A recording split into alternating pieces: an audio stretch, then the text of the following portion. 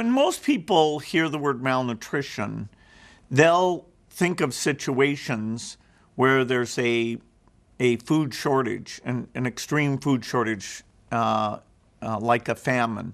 And although that does happen and it's tragic, that's not the main case for malnutrition. Malnutrition's happening where some kid doesn't get the right diet, gets some diarrheal episode, and their gut, including the microbiome part of their gut, is inflamed, and so they're not able to take advantage of the food. And so with our African scientists, we looked at twins where one twin would do well and one wouldn't, and then took samples to understand, okay, exactly what's going on and how do you stop that?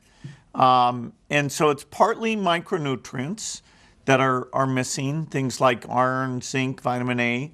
It's partly a lack of protein. And so we have a variety of ways of intervening, some of which are very inexpensive. Of course, a critical period for nutrition, before you're born, your mother's nutrition affects your entire life, how your brain and body develops. And so one of the exciting new interventions is giving pregnant mothers additional vitamins. We've always traditionally given them two, iron and folic acid, but by adding 4 others, which is only a few dollars per pregnancy, we see that the health of the mother and the health of the baby are substantially improved. Some of these interventions, as you mentioned, are being implemented right now. It's a big problem on a big scale. What else is needed? The challenges, whether it's malnutrition or malaria,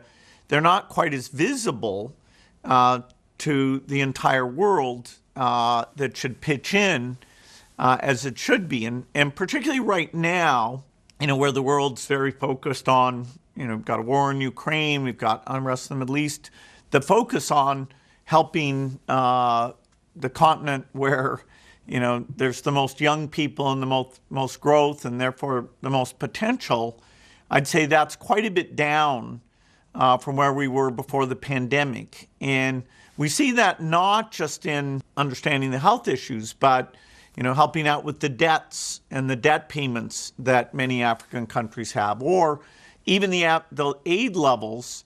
Aid to Africa is the lowest portion of aid that it's been in history. One topic people do pay attention to is climate change.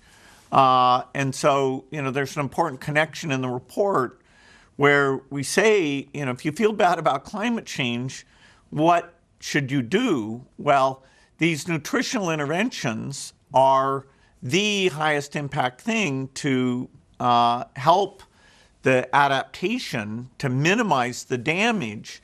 And that area of climate adaptation doesn't get enough effort. And then figuring out, okay, within that, given that resources are so limited, what are the things that should be done to help these children? How can we ensure that aid for malnutrition or nutrition in general, actually, does not continue to decline, and especially given the other global challenges like inflation, conflict, and economic disasters? No, that is a big dilemma. And,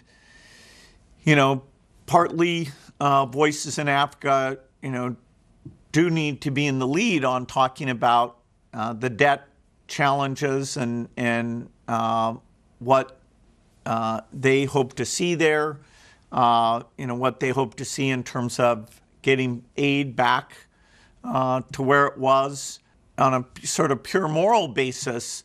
All of these things deserve to be funded. And, we're not talking about a high percentage of rich countries' budgets. It's less than 1%. The goal that was set was to be at 0.7% of the economy as aid. And unfortunately, even though many countries were there, they've cut back now. The UK is cut, even though they are very generous still. Germany's cut. despite they're very generous. France has cut, even though they're very generous. So the trends are troubling, and the lack of visibility is troubling. And the community who cares about this, including the great African leaders and innovators, we need to figure out how to get more attention, and therefore prioritization.